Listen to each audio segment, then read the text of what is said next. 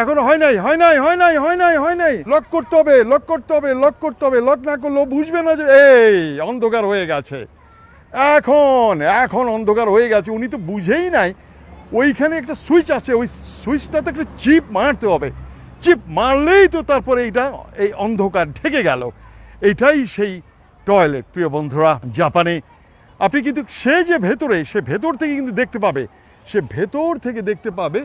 এরপরে সে যখন বের হবে আপনি লক্ষ্য করবেন, দেখুন ও বের হলেই এটা পরিষ্কার হয়ে যাবে। আমি ধরে রাখছি, প্রিয় বন্ধু আপনারা দেখতে থাকুন।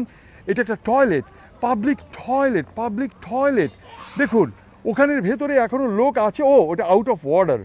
আর এই মেয়েদেরটা, এটা কিন্তু এখনও ট্রান্সপারেন্ট, মানে কেউ ঢোকে নাই। দেখুন বোরহান সাহেব যখন বের হবে তখন এটা ঘপাক করে এটা পরিষ্কার হয়ে যাবে, একেবারে পরিষ্কার। ভেতরে কি আছে না, এই দেখলেন, দেখলেন বের হয়ে যাচ্ছে, বের হয়ে যাচ্ছে।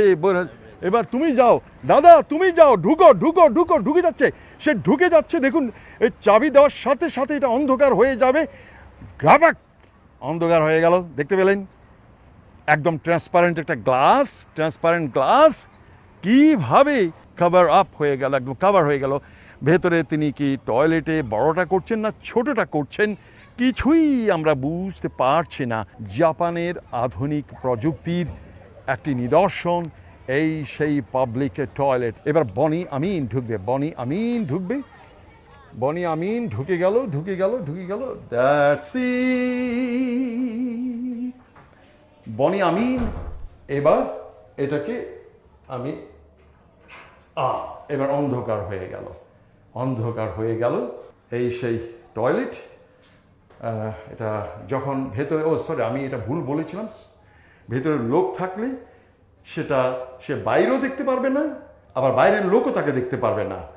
আপনি সব কাজ সেরে আপনার এখানে হাত ধোয়ার কাজ আছে, এখানে সিঙ্ক, এটা হলো প্রস্রাবখানা, এটা হলো বড় কাজ। আর এটা হচ্ছে সব নবগুলো। আপনি এটা হলো পুরুষদের জন্য, এটা হচ্ছে মেয়েদের জন্য।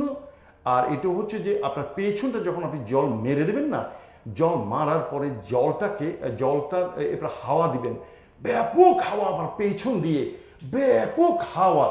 যে আপনার জন্ম দিয়েই সেই পেছন দিয়ে যখন আপনাকে ইন্টারোগেশন করে, রিমান্ডে নিয়ে ডিম দেয় না, ডিম এখানে ডিম দেয় না। এখানে আপনি বড় কাজ সারার পরে, আপনি ধৌত করার পরে এইখানে রিমান্ডের সে ডিমের মতো না, এখানে কিন্তু একেবারে হাওয়া, ব্যাপক হাওয়া যায়। সেই হাওয়াতে আপনার পেছনটা ড্রাই হয়ে যায়, ড্রাই শুকিয়ে যায়। এখানে রিমান্ডের